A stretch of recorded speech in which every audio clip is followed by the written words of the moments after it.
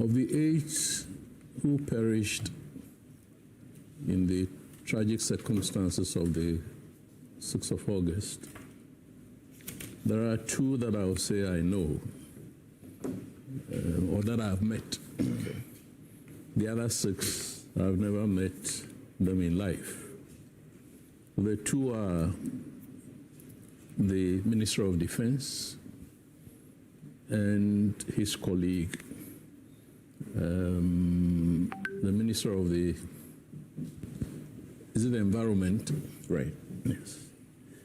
The Minister of the Environment I met probably in this studio, and then elsewhere, I think on TV3 set. That's how well I know him. Apart from that, it's only through the TV sets. The Honorable Minister of Defense, I got to know during the campaign when he was being, projected as the election, guru for the NDC. Right. When he took office as the Minister of Defense, I wished him well.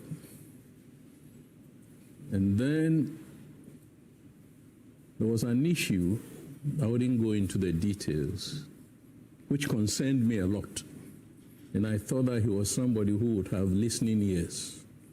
So I wrote a memo and requested, audience with him, which he granted. I think that was 24th of June. So that was the first time I met him in person. When he invited me into his office, although I'm retired, I still know a bit of regimental traditions.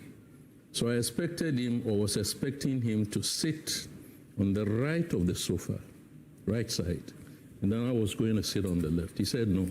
I prompted him, and he said no. I should sit on the right, and he was going to sit on the left. I believe that was a mark of humility. But then a photographer came in, and he asked him to go and come back later. So at the end of our discussions, when the photographer returned, he then requested me to sit on the left. And then he was going to sit on the right, because that was going to be an official presentation of the... Recently, in the wake of this escalation at Boku, and I think you know that I'm a bit,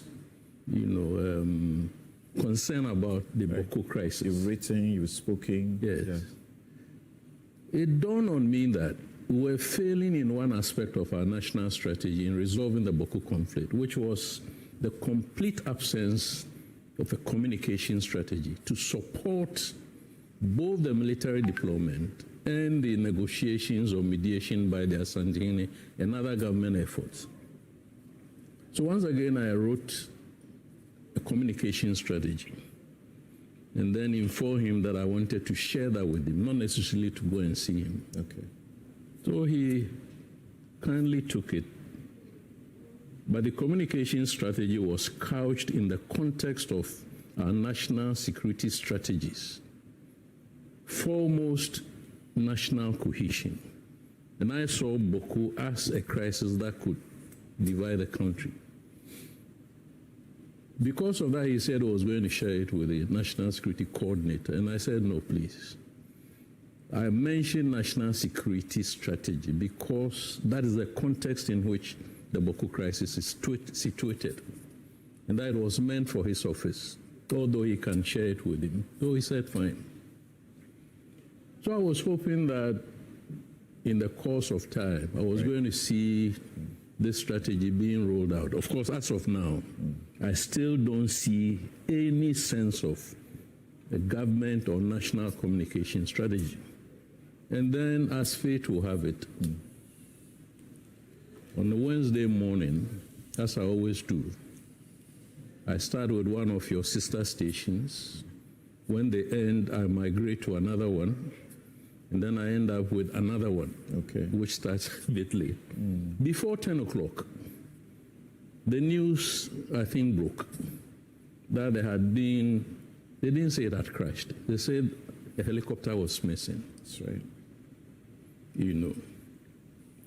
we know the history of the rest of the story.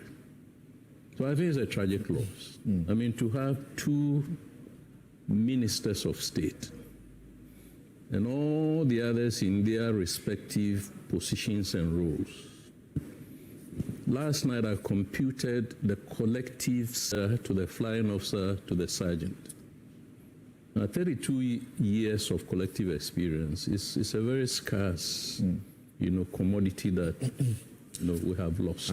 I'll return to you when we have to ask a number of questions, because you have prompted a certain knowledge that we would need to help the public to appreciate.